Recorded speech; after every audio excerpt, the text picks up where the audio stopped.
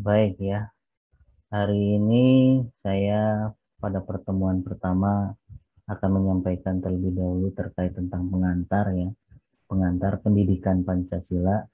Ini kelihatan slide-nya ya, kelihatan tidak? Kelihatan, Pak. Kelihatan, Pak. Baik, Kelihatan, Pak. baik pengantar pendidikan Pancasila. Mungkin nggak asing lagi ya, kalau berbicara mengenai pendidikan Pancasila, ini sebelumnya di sekolah mungkin sudah pernah mendapatkan ya terkait tentang materi pendidikan Pancasila, baik itu dari eh, tingkatan SD sampai dengan tingkatan SMA ya. Eh, ada mata pelajaran ya yang berkaitan dengan Pancasila. Makanya dalam perguruan tinggi pun itu eh, diulas kembali ya. Ada mata kuliah wajib, mata kuliah umum yang harus diikuti oleh semua mahasiswa di seluruh Indonesia ya. Jadi bukan hanya di Muhammadiyah Sukabumi saja, tapi di seluruh perguruan tinggi itu harus wajib mengikuti mata kuliah pendidikan Pancasila.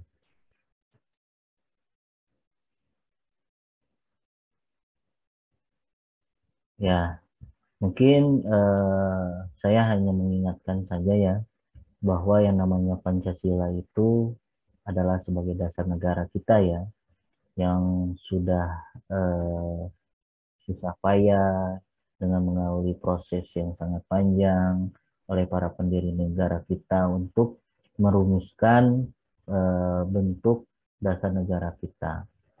Ya, yang mana eh, sehingga yang menjadi dasar negara kita adalah Pancasila. Karena Pancasila ini eh, menurut para pendiri negara kita ini adalah paling cocok mungkin sebagai dasar negara bagi negara Indonesia. Pancasila itu eh, ibaratnya ya juga kalau kita dalam kehidupan itu harus mempunyai pandangan hidup ya. Ketika misalnya kita dalam menjalani proses kehidupan itu harus mempunyai tujuan hidup ya. Tujuan hidup kita ini arahnya mau kemana misalnya.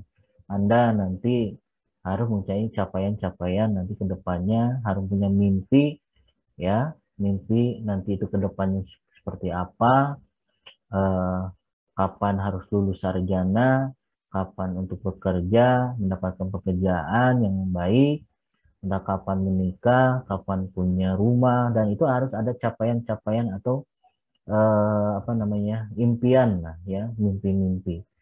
Nah, maka dari itu harus juga dengan ada petunjuk hidup ya, petunjuk hidup. Petunjuk hidup itu tidak hanya dalam dalam hal impian saja yang tetapi harus dengan berusaha ya, ikhtiar dan berdoa. Nah, begitupun juga dengan kalau berbicara mengenai skupnya negara, ya negara Indonesia juga harus mempunyai pandangan hidup, punya tujuan hidup. Didirikannya negara Indonesia ini untuk apa ya? Ya, arahnya mau seperti apa negara Indonesia ini?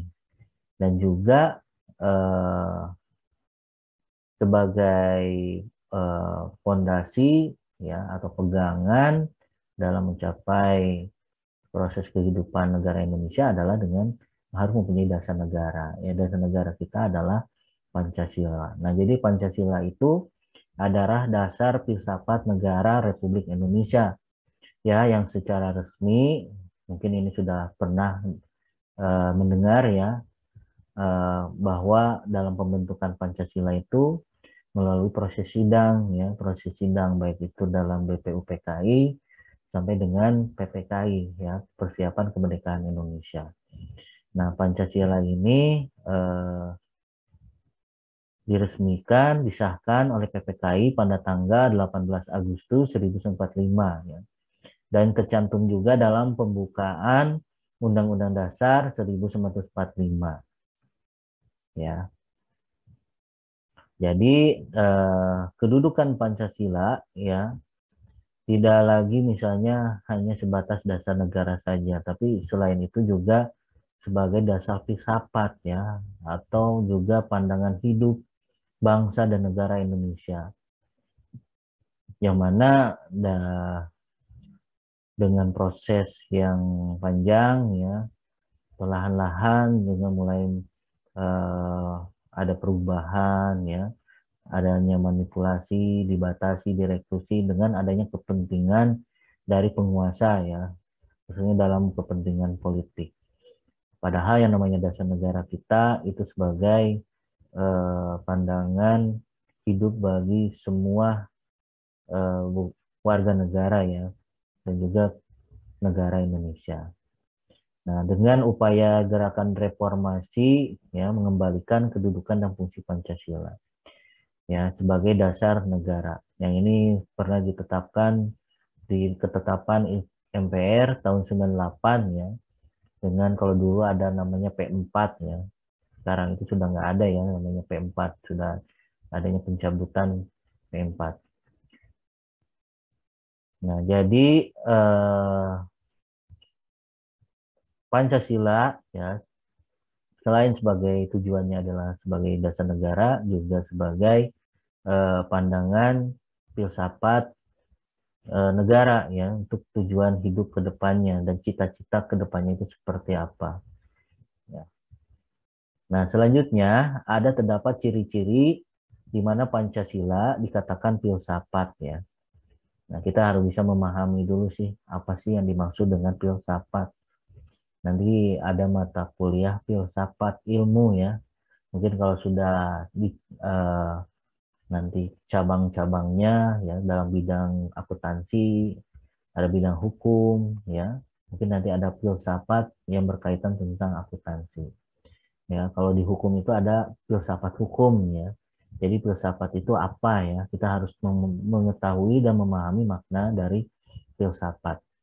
Karena sumber dari segala ilmu adalah dengan ilmu filsafat ya.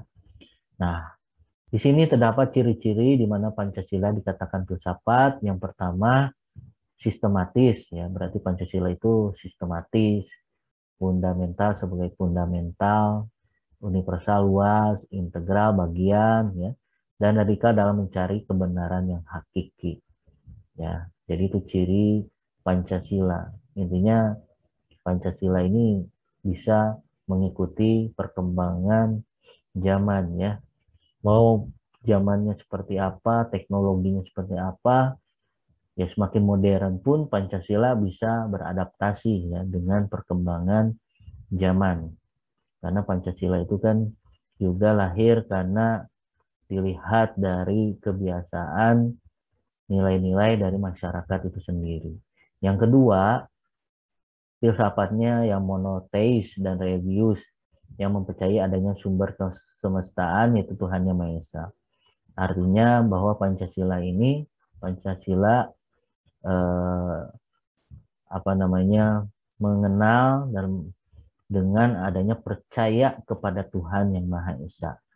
Jadi siapapun ya warga negara Indonesia harus percaya dengan adanya Tuhan ya, Tuhan Yang Maha Esa. Walaupun berbeda agama, berbagai macam agama, tetap harus percaya dengan adanya Tuhan.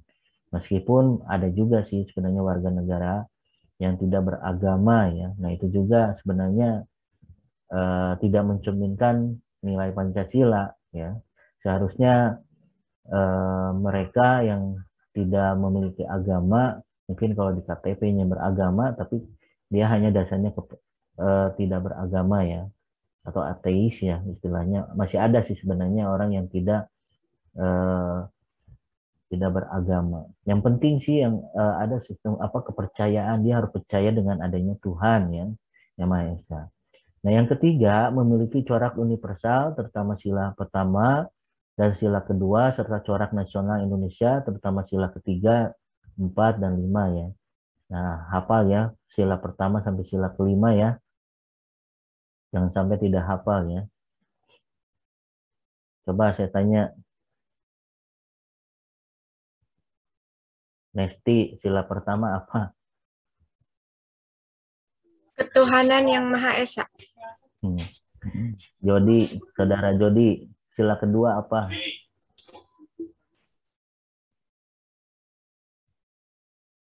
Gak ada suaranya, Jody. Sila kedua apa? Kemanusiaan yang adil dan beradab. Sila ketiga, coba Rido. Persatuan Indonesia. Oke, Alfri, sila keempat. Kerakyatan yang dipimpin oleh hikmah kebijaksanaan dalam permusyawaratan perwakilan. Oke, yang terakhir, Aksa, saudara Aksa. Keadilan bagi seluruh rakyat Indonesia. Oke, alhamdulillah hafalnya masih hafal ya. Pada hafal, walaupun dasar ya tetap aja kita harus jangan lupa. Bahkan ada yang tidak tahu juga ya, orang tua yang sudah berumur tidak tahu dengan sila ya dari Pancasila. Nah, jadi coraknya universal. Universal itu luas ya, terutama sila pertama, sila kedua, serta ada corak nasional Indonesia, sila ketiga, 4, dan 5.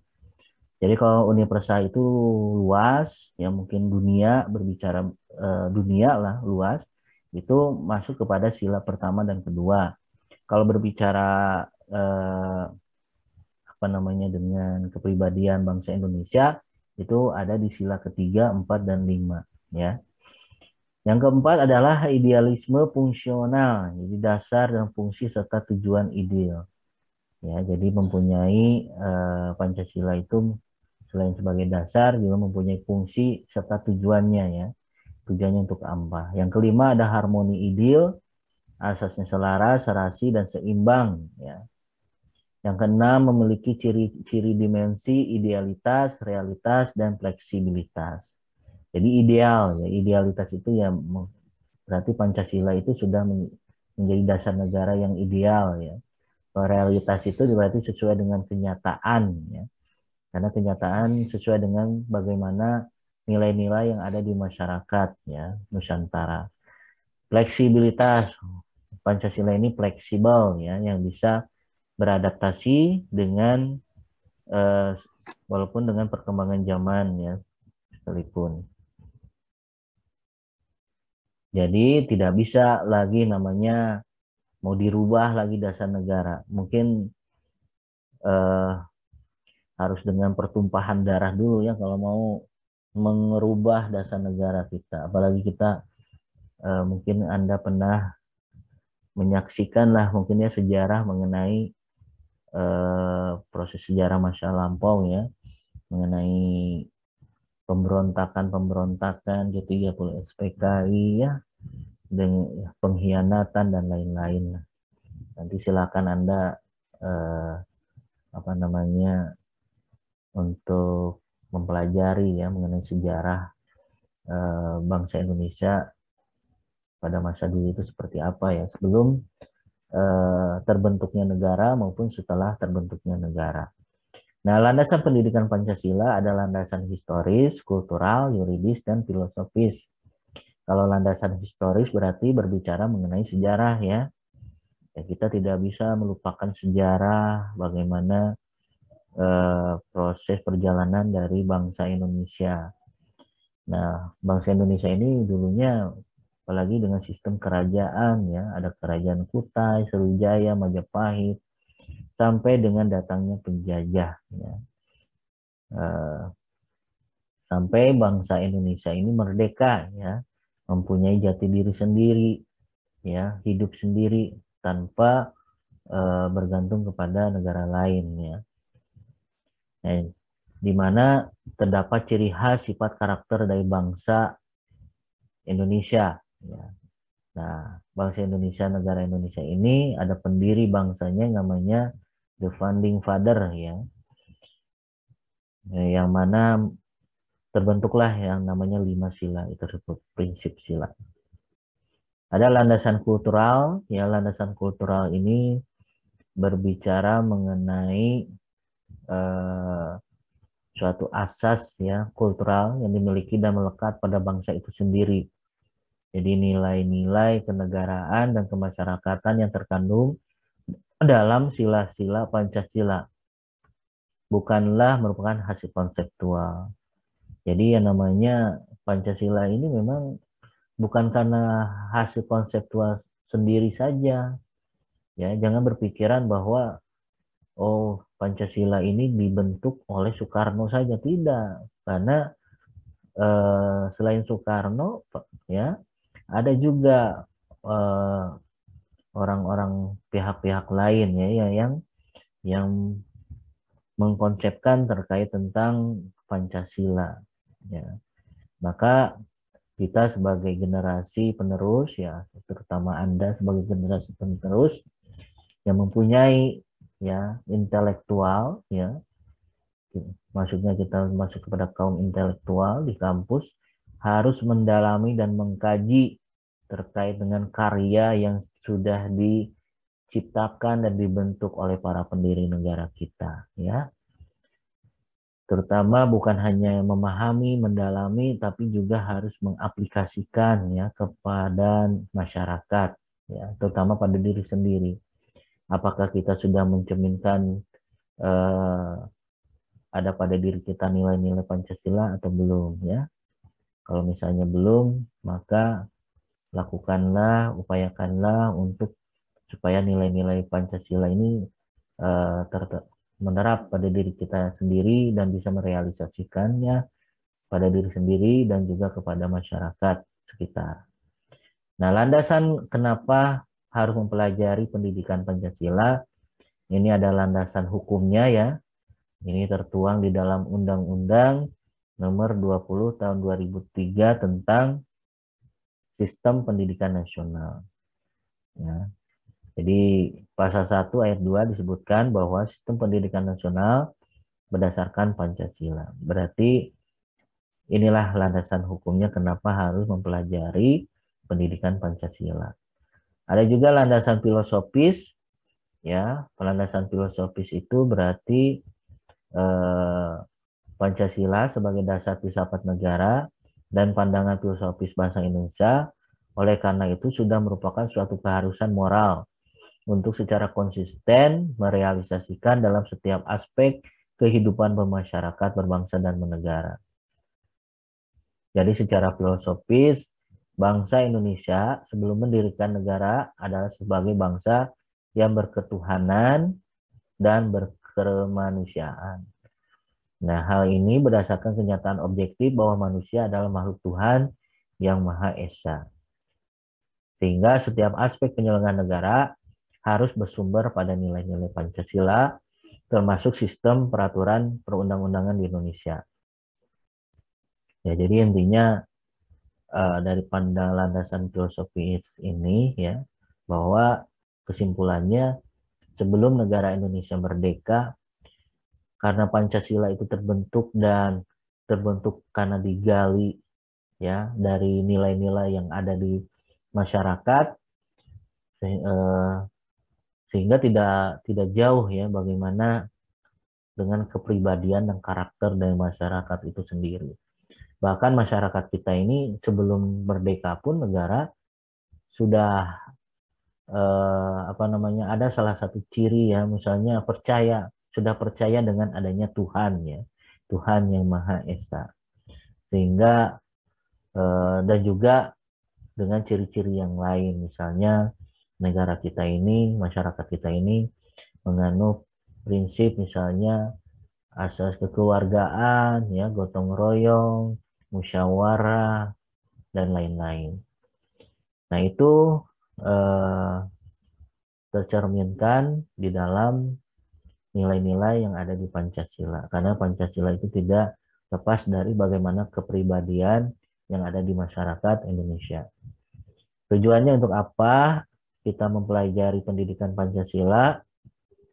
Untuk memiliki kemampuan untuk mengambil sikap yang bertanggung jawab sesuai dengan hati nuraninya, memiliki kemampuan untuk mengenali. Berarti kita harus punya sikapnya, sikap bertanggung jawab.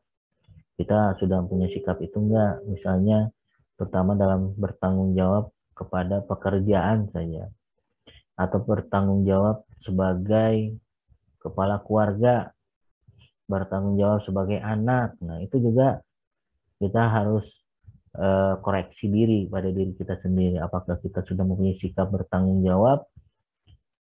Tidak, ya, sesuai dengan peranan yang dimiliki. Karena apapun eh, peranan yang kita miliki ya dalam baik itu dalam pekerjaan ataupun dalam hal yang lain. Di situ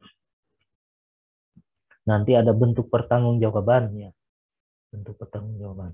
Yang kedua, memiliki kemampuan untuk mengenali masalah hidup dan kesejahteraan serta cara-cara pemecahannya.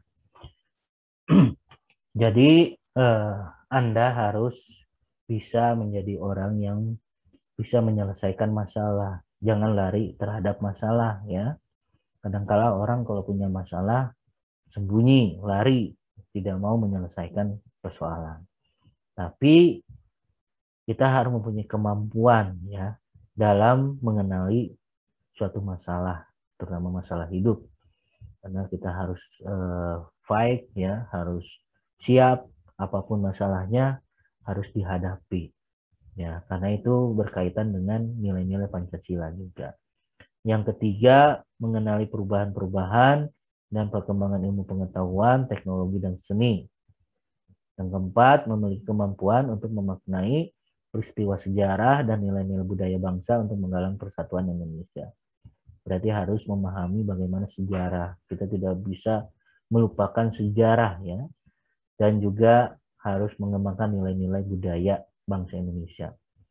Jangan budaya asing yang disenangi ya. Kayak biasanya perempuan itu senang kepada Korea ya, budaya Korea. Sebenarnya budaya Indonesia juga harus disenangi, dicintai juga ya. Bahkan harus diperkenalkan ke dunia luar seperti itu.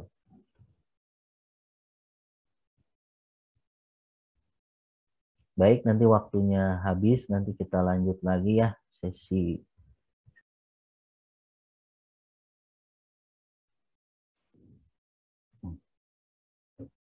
Baik ya, jadi itu tujuan pendidikan Pancasila.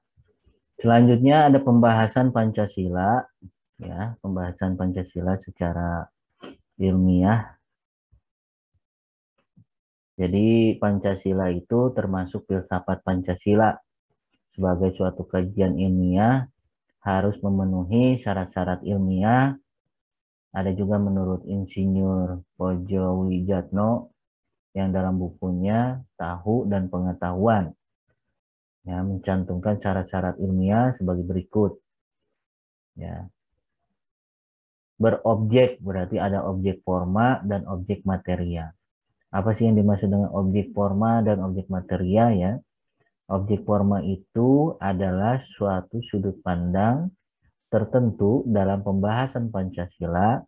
Misalnya Pancasila dilihat dari sudut pandang moral. Moral Pancasila. Ya, artinya berarti kalau dari sudut pandang forma ya, melihat Pancasila itu, kacamata Pancasila itu dari sudut pandang moral ya, secara moral yang ada dalam ruang lingkup di masyarakat maupun dalam ruang lingkup negara ya. Nah, sedangkan kalau objek materia adalah suatu objek yang merupakan sasaran dan pembahasan dan kajian Pancasila yang bersifat empiris maupun non-empiris. Ya, misalnya di sini objek materialnya berkaitan tentang pembahasan mengenai aspek budaya dalam masyarakat, bangsa dan bernegara. Mungkin bukti-bukti sejarah, ya, sejarah dan budaya, lembaran hukum kenegaraan, atau naskah-naskah hukum kenegaraan. Jadi kalau objek forma itu lebih kepada moralnya, sedangkan kalau objek materia ini lebih kepada empiris maupun non-empiris. Ya, misalnya ya dilihat dari sudut pandang kita mempelajari aspek kebudayaan ya bangsa ya. Apakah mengenai tentang bukti-bukti sejarah yang harus kita pahami, peninggalan-peninggalan sejarah, rangkaian historis peristiwa sejarahnya juga harus kita pahami, mengenai terkait tentang bagaimana lembaran hukum, terutama dalam peraturan perundang-undangan, mengenai naskah-naskah hukum negara, kenegaraan, mungkin Piagam Jakarta, dan lain-lainnya. Berarti itu dari segi objek materia. Materia bisa dilihat dari sudut pandang empiris maupun dari sudut pandang non-empiris. Ya. Nah, ada juga kalau dari segi sistem ilmiahnya Pancasila, pembahasan Pancasila, bahwa pembahasan Pancasila itu bermetode ya. Apa sih yang dimaksud dengan bermetode? Metode itu adalah seperangkat cara atau sistem pendekatan dalam rangka pembahasan Pancasila untuk mendapatkan suatu kebenaran yang bersifat objektif. Berarti kalau metode itu kan cara ya, teknik lah, ataukah bagaimana sih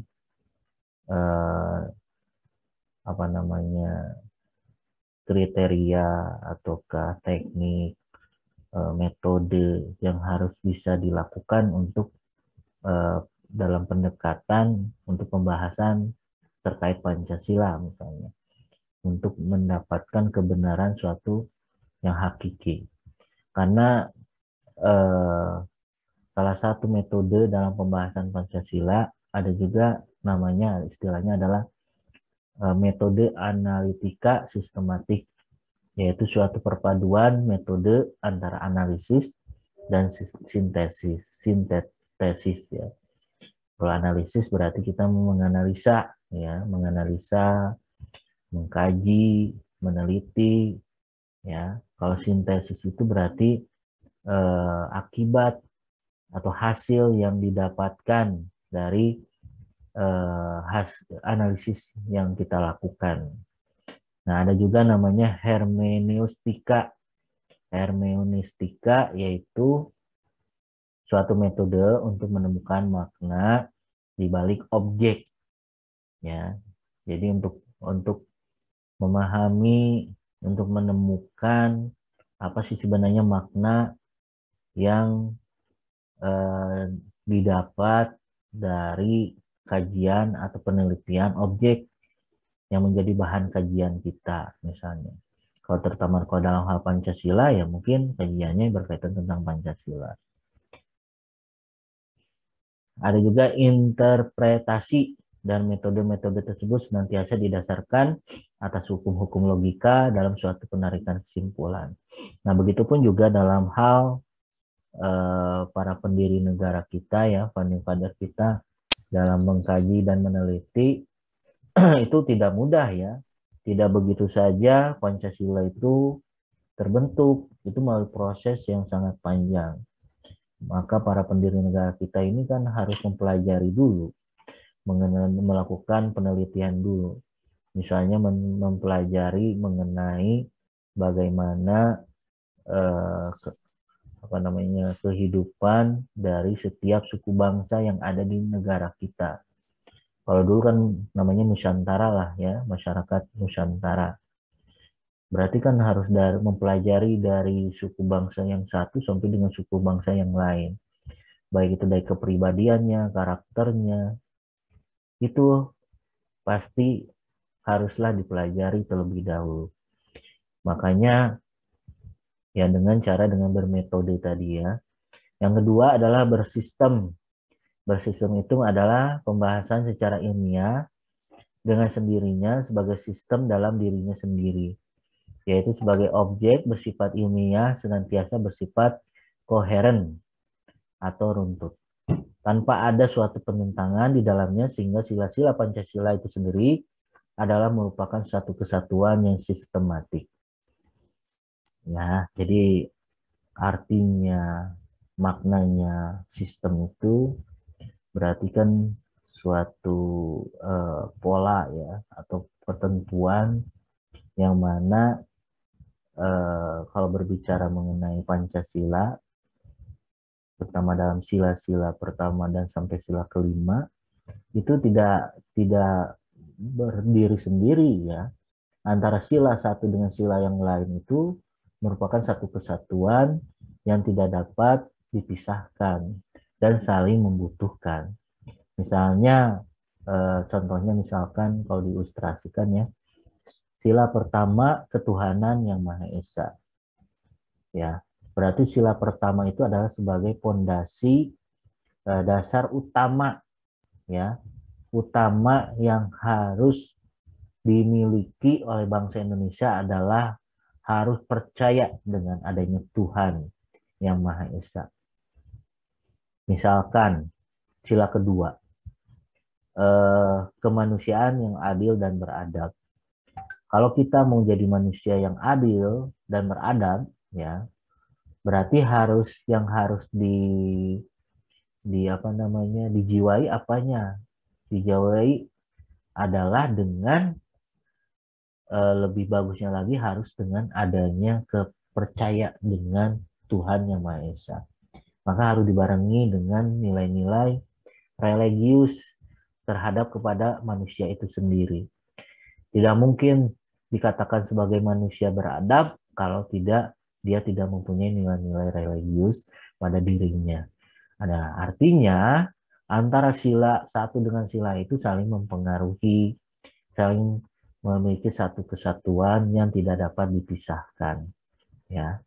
Nah, selanjutnya bersifat universal. Universal itu adalah kebenaran suatu pengetahuan ilmiah harus bersifat universal. Artinya kebenarannya tidak terbatas oleh waktu, ruang, keadaan, situasi, kondisi, maupun jumlah tertentu. Pancasila bersifat universal atau intisari, esensi, atau makna yang terdalam dari sila-sila Pancasila. Ya, jadi intinya kalau universal itu ya luas ya, tidak dibatasi oleh waktu, ruang, keadaan, situasi. Ya, artinya Pancasila ini bisa mengikuti perkembangan zaman. Karena Pancasila itu tidak lepas dengan bagaimana perkembangan dari masyarakat itu sendiri. Ya. Jadi itu bersifat universal. Nah, ada tingkatan pengetahuan ilmiah.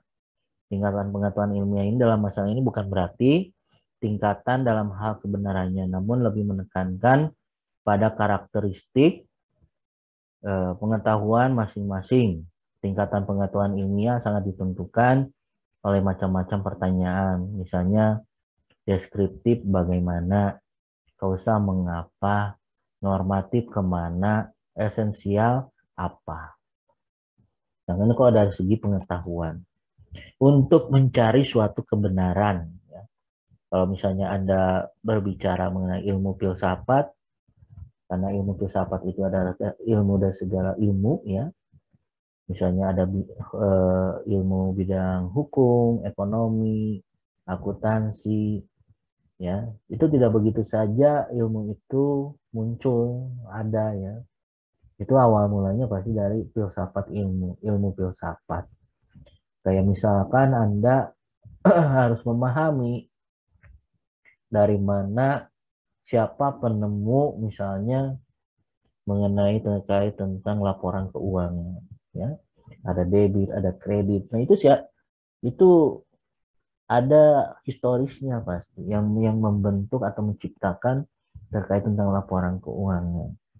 Makanya dengan pertanyaan-pertanyaan, ya, filsafat itu kan seperti ibaratnya membuat suatu pertanyaan untuk mencari jawaban. Nanti dari jawaban itu akan muncul lagi pertanyaan, nanti akan dicari lagi jawaban, dan seterusnya. Itu seperti ibarat piramida ya, yang mana ya antara pertanyaan dan jawaban. Ya, makanya untuk mencari ilmu, ilmu itu ada itu karena dengan menggunakan ilmu filsafat. Misalnya bagaimana bentuk Pancasila, harus bagaimana bentuk Pancasila, mengapa harus Pancasila, ya, dan lain halnya. Nah, jadi ada pengertian Pancasila. Yang sudah pada tahu ya Pancasila itu apa. Panca itu 5. Ini berasal dari bahasa dari India, ya bahasa kasta Brahmana, bahasa rakyat biasa, bahasa Prakerta. Pancasila ini dasar yang memiliki 5 unsur. Panca itu 5, sila itu dasar atau batu sendi atau alas. Ya, kalau dari pendeknya, kalau panjangnya artinya peraturan tingkah laku yang baik, yang penting atau yang senonoh. Adapun istilah Pancasila dengan huruf Dewanagari bermakna 5 aturan tingkah laku yang penting. Nah, ini pengertian Pancasila secara historis ya. Kalau tadi Pancasila secara etimologis, kalau secara historis berarti berbicara mengenai sejarah ya. Historis, riwayat sejarah. Misalnya terkait tentang apa namanya ya? Lahirnya Pancasila ya. Ini calon rumusan dasar negara Indonesia dan kemudian diberi nama Pancasila yang artinya 5 dasar. Ini pada tanggal 1 Juni 45 Insinyur Soekarno yang berpidato. Tapi di dalam rumusan sidang BPUPKI, para pendiri negara kita ini mengajukan masing-masing rumusan rumusan yang menjadi fondasi untuk dasar negara kita. Dan selanjutnya pada tanggal 17 Agustus Indonesia memproklamasikan kemerdekaannya. Sehingga selanjutnya tanggal 18 Agustus maka disahkanlah Undang-Undang Dasar 1945 termasuk pembukaan Undang-Undang Dasar 45. Yang di dalamnya termuat isi rumusan 5 prinsip sebagai salah satu dasar negara yang dinamakan Pancasila. Ya. Jadi harus bisa membedakan apa sih Undang-Undang Dasar, apa itu Pancasila, yang jangan sampai tertukar ya. Nah, kalau ini adalah pengertian Pancasila secara terminologis ya. Kalau terminologis ini lebih kepada untuk melengkapi alat-alat pelengkapan negara ya sebagaimana lazimnya. Misalnya PPKI yang mengadakan sidang ya yang telah mengesahkan Undang-Undang Dasar Negara Republik Indonesia. Ini ada 4 alinea yang termasuk rumusan Pancasila, ketuhanan yang Maha Esa, kemanusiaan yang adil dan beradab, persatuan Indonesia, kerakyatan yang dipimpin oleh hikmat kebijaksanaan dan pemusyawaratan perwakilan, keadilan sosial bagi seluruh rakyat Indonesia. Ya, itu mungkin ya pengantar Pancasila. Apakah masih tetap menyimak?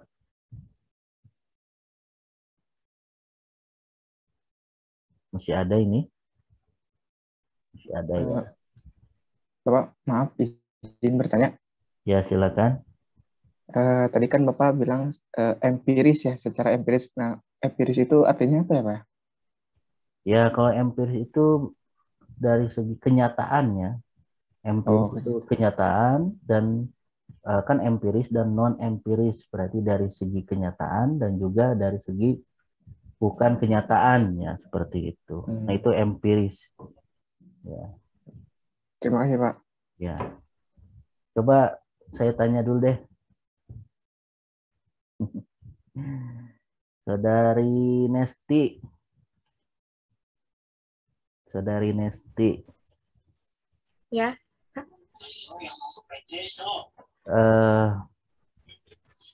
Apa ya? Jadi Pancasila itu tujuannya untuk apa? Pancasila itu dikatakan sebagai tujuan negara, Pak, dasar negara, cita-cita negara. Jadi untuk apa adanya dasar negara? Sebagai pandangan hidup bangsa Indonesia, Pak. Sebagai pandangan hidup bangsa Indonesia. Oke. Coba Alfri, tujuan negara Indonesia apa, Alfri? Tahu nggak? Mungkin pernah baca atau apa? Tujuan negara Indonesia? Ya, yang menjadi cita-cita tujuan negara Indonesia itu apa? Kurang tahu, Pak. Kurang tahu. Oke, ada yang tahu? ada di dalam pembukaan Undang-Undang Dasar ya 1045. Salah satunya untuk apa sih isinya pembukaan Undang-Undang Dasar 45? Selain mengikrarkan bahwa Indonesia ini merdeka, tapi akan ada juga tujuannya yang menjadi cita-cita negara Indonesia. Ada yang tahu? Gitu, Pak. Ya? Siapa yang bersuara? Kan sinyalnya jelek. Sinyalnya jelek ini langsung hilang. Ada yang tahu nggak tujuan dan cita-cita negara Indonesia apa sih? Tujuannya dia tahu, Pak. Nggak tahu ya. Ya, tujuan dan cita-cita negara kita kan ada di dalam pembukaan Undang-Undang Dasar 1045 ya. Selain itu kan mungkin salah satunya adalah untuk memberikan kesejahteraan ya kepada masyarakat Indonesia, kesejahteraan. Yang kedua untuk menegakkan keadilan ya, menegakkan keadilan dan memberikan kecerdasan ya, kecerdasan terkait tentang pendidikan dan banyak lainnya ya. Itu yang menjadi cita-cita dan dari tujuan negara ya. Atau mungkin punya pandangan lain, nanti silakan dilihat saja ya dalam pembukaan Undang-Undang Dasar 1945.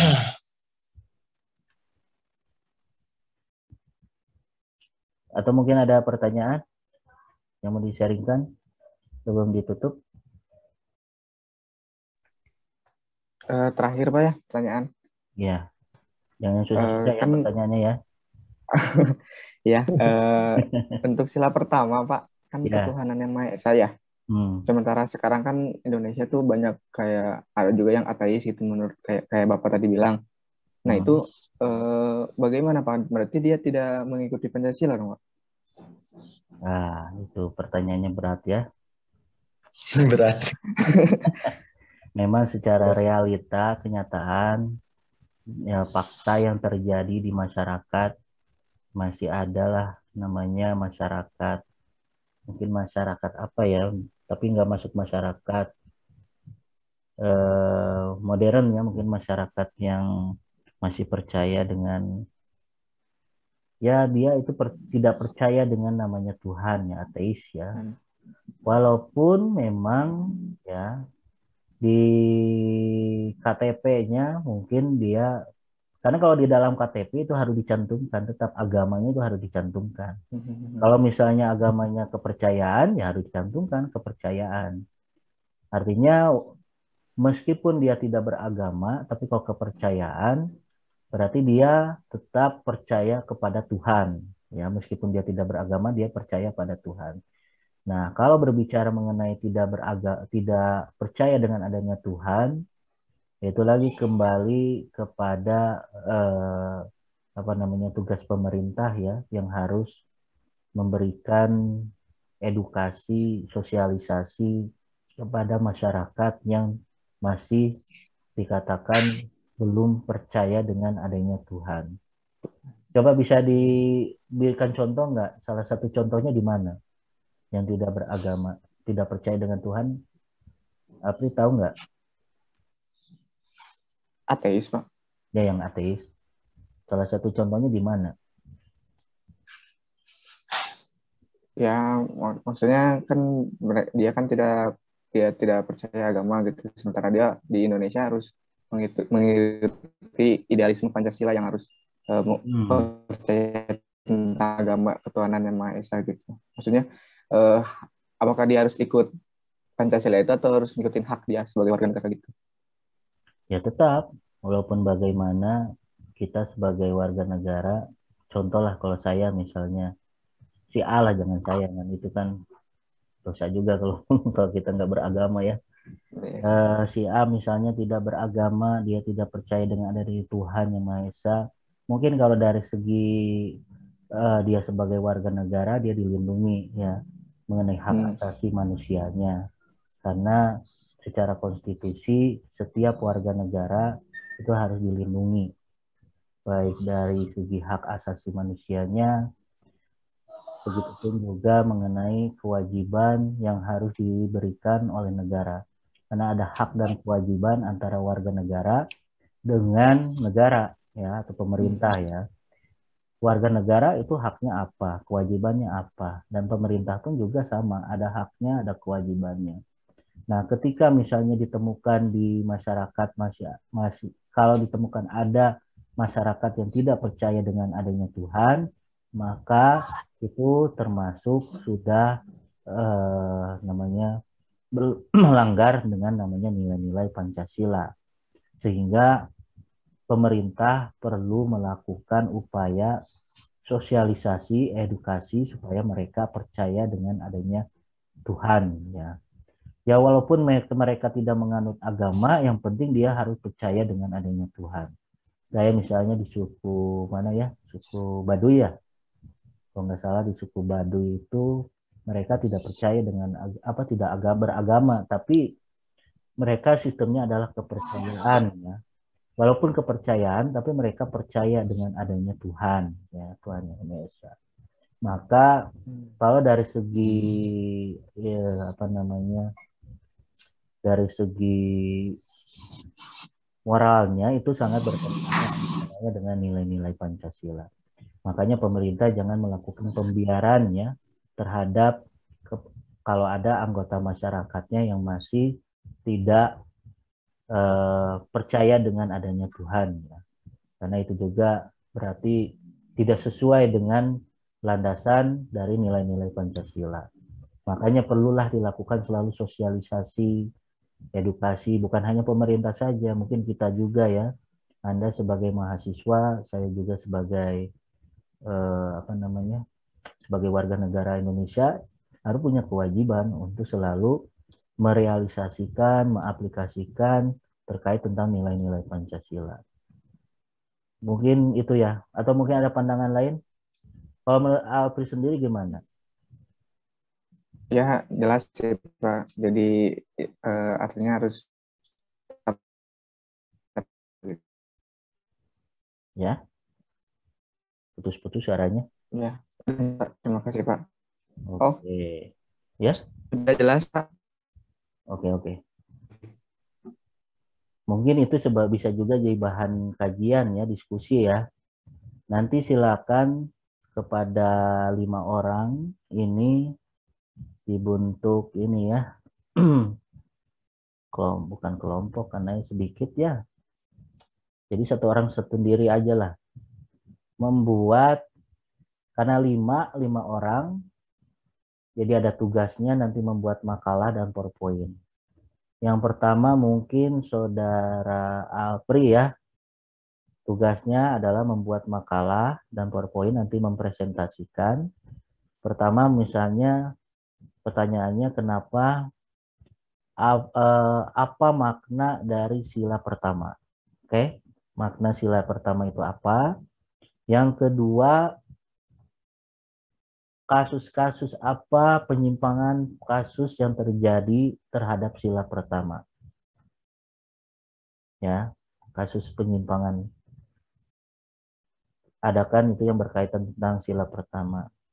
Nah, yang ketiga adalah bagaimana solusi yang bisa diberikan oleh Anda sebagai peneliti ya, pengkaji yang menganalisa terkait tentang persoalan. Kita lanjut. Sinyalnya jelek ya. Jadi Apri itu mengenai sila pertama ya, Apri ya. Silakan Anda kaji, bahas, analisa. Mungkin juga nanti masuk terkait tentang yang tidak beragam, tidak percaya dengan Tuhan, itu juga masuk kepada sila pertama ya. Bisa yang menjadi kasusnya yang bisa dianalisa. Saudari Nesti ya, berarti sila kedua ya, Nesti ya. Jadi apa maknanya sila kedua? Kasus-kasus yang penyimpangan yang melanggar sila kedua itu apa? Solusinya apa? Ya, yang terjadi di Indonesia saja. Kalau Ridho, ini udah 5 orang ya. Ridho itu sila ketiga ya, Ridho ya. Ridho, Dengar suara saya, Ridho?